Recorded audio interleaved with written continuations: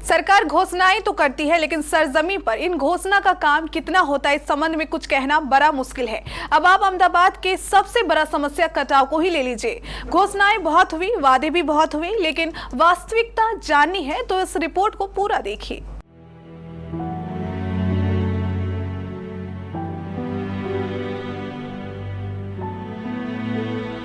दुख भरे दिन बीते रे भैया, अब सुख आयो रे। ये गाना शायद कटिहार अहमदाबाद प्रखंड के लोगों के लिए बना ही नहीं है, तभी तो इनके जीवन से दुख जाने का नाम ही नहीं लेता। ऐसा इसलिए क्योंकि एक बार फिर लोगों को कटाव का भय सताने लगा है। आपको बता दें कि अब तक कटाव निरोधी कार्य न होने के कारण अभी भी कटाव के मुहाने पर दर्जनों गांव खड़े हैं। अहमदाबाद प्रखंड क्षेत्र के कई पंचायत प्रत्येक वर्ष बाढ़ और कटाव का दंश झेल रहे हैं। पारदियारा पंचायत का यूसुफ टोला गांव से लेकर खट्टी भवानीपुर पंचायत का बबला बन्ना और चौकिया पहाड़पुर पंचायत के कई गांव कटाव के मुहाने पर खड़े हैं।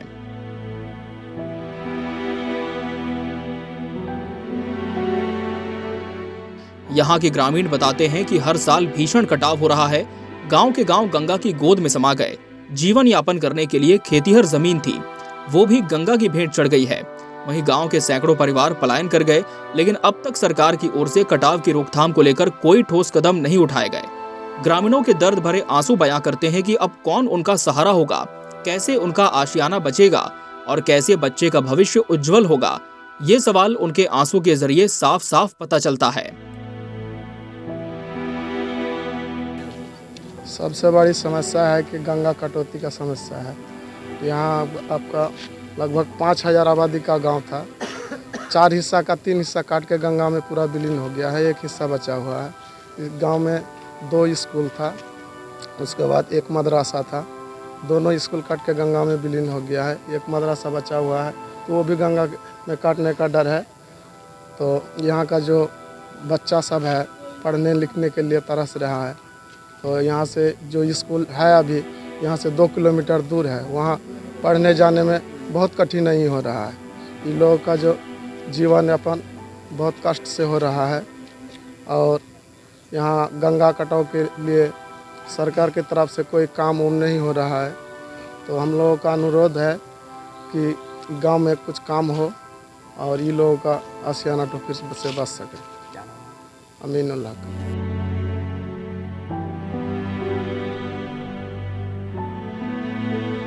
इतना ही नहीं, ग्रामीण आगे बताते हैं कि 2 वक्त की रोटी हम लोग कहीं से भी व्यवस्थित कर लेंगे, लेकिन जब रात को खाना खाकर सोते हैं तो नींद नहीं आती। हमेशा यही चिंता रहती है कि कैसे ये कटाव का कहर रुकेगा और कौन बचाएगा इनके आशियाने को। बबला बन्ना गांव में कई विद्यालय हुआ करते थे जो कटाव की भेंट चढ़ चुके हैं। बच्चे की शिक्षा दीक्षा अधर में लटकी है। लोग आज भी उसी आस में बैठे हैं कि कोई मसीहा बनकर आएगा और उनके गाँव को बचाएगा।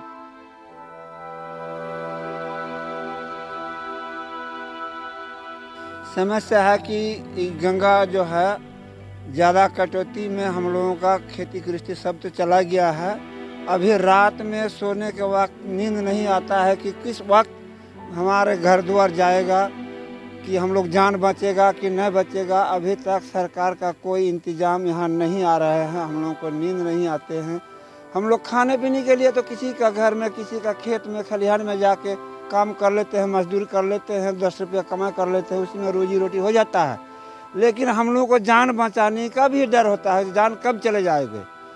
इसीलिए हम लोग सरकार से कुछ मदद चाहते हैं कि हम लोग को कुछ रक्षा करेगा कि नहीं।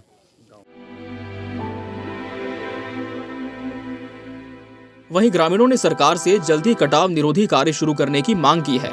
आपको बता दें कि प्रखंड में एक तरफ गंगा नदी का कटाव का कहर है, तो दूसरी तरफ महानंदा नदी के कटाव का कहर लोगों को झेलना पड़ता है। लेकिन कटाव की रोकथाम को लेकर कोई ठोस कदम नहीं उठाए जाते, जिससे लोगों के आशियाने कटकर नदी में विलीन हो गए हैं। अब देखने वाली बात ये होगी कि क्या सरकार कटाव की रोकथाम को लेकर कोई ठोस कदम उठाती है या फिर समस्या जस की तस बनी रहती है। कहते हैं जहाँ चाह वहीं राह होती है। लोगों के जब आशियाने उजड़ते हैं तो उन्हें खुद पता नहीं होता है कि उनकी मंजिल है कहाँ।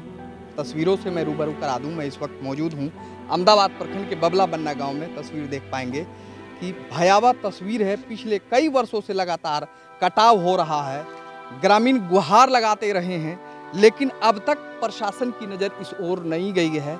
क्या कहते हैं यहाँ के ग्रामीण, हम उनसे जानने का प्रयास करेंगे। क्या समस्या है?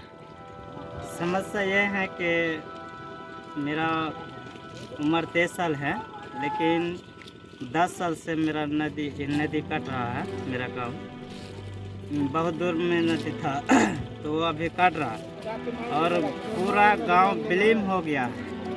एक हमारा उत्तर टोला जो है मस्जिद के उधर, ये उत्तर टोला से बचा हुआ है। कोई कहीं जाके बैठ गया, जो बिलिंग हो गया है, कहीं बांध पर रह रहे हैं, कहीं कोई 2 कट्ठा 1 कट्ठा खरीद करके रह रहा है। तो हम ये चाहते हैं सरकार से कि हमारे जो उत्तर टोला भी बचा हुआ है वो सही सलामत रहे, क्योंकि फ्लाइट फाइटिंग का जो काम था वो काम करके निकल गया है। और प्रशासन सब कोई आता है ऊपर से, बिहार सरकार से, तो बोलता है कि हाँ काम होगा, लेकिन आज तक कोई काम का गुंजाइश ही नहीं और कोई काम हो ही नहीं रहा है। तो इसका वजह जो क्या है, हम लोग जो क्या पापी हैं, तो हम लोग को बचाने के लिए कोई रिस्पांस नहीं लेता है सरकार। सरकार से ये गुजारिश है कि वो खुद ब खुद ये गांव को बचाए, क्योंकि पूरा तो विलीन हो गया है, थोड़ा सा बचा हुआ है। बड़े बड़े गंगे में बड़े बड़े चीज़ को बचा कर रखा है, लेकिन सरकार के हाथ में क्या है, ये छोटी मोटी जगह है, क्यों नहीं बचा पाएगा? ज़रूर बचा पाएगा, लेकिन सरकार से ये गुजारिश है कि वो आए और खुद ब खुद काम करवाए। क्या नाम है आपका? अमरुल कैस। और ये गंगा की कटौती से पूरा गांव, गंगा से मस्जिद से दक्षिण टोला पूरा ख़त्म हो गया है। लगभग 1000-1500 घर विलीन हो गया है। सरकार से बार बार गुहार लगाया जाता है, लेकिन अभी तक कोई सुनवाई नहीं हुई। लगभग 2-3 महीना पहले आप ही लोगों के माध्यम से, मीडिया के माध्यम से कुछ यानी हम लोगों ने बात बाहर तक पहुंचाया। कुछ नेता लोग आए और कह के कुछ आश्वासन दे के गए और थोड़ा बहुत काम भी यहाँ हुआ। बोरा और बांस का काम, बम्बू का काम हुआ, लेकिन वो यानी ना के बराबर काम हो के गया है। वो हवा चली, पछुआ हवा चली 2-4 दिन, उसमें पूरा ख़त्म हो गया, फिर कट गया है। सरकार की तरफ से जब तक कोई ठोस कदम ना उठा जाए और कोई मजबूत काम ना हो, तब तक ये गंगा का कटौती नहीं रुकेगा और हम लोग ऐसे ही बर्बाद होते जाएंगे। सईदुर रहमान। यही वो गंगा नदी है जिसकी लोग पूजा करते हैं और अपनी आस्था भी इन गंगा में रखते हैं, लेकिन ये वही गंगा है जो लोगों के आशियाने भी छीन लिया करती है। देखने वाली बात ये होगी कि कब तक इन ग्रामीणों के आशियानों को बचाने के लिए सरकार पहल करती है या फिर इसे फिर से अनदेखा कर दिया जाता है। अपने सहयोगी के साथ मैं मोहम्मद इम्तियाज़, KBC न्यूज़ के लिए।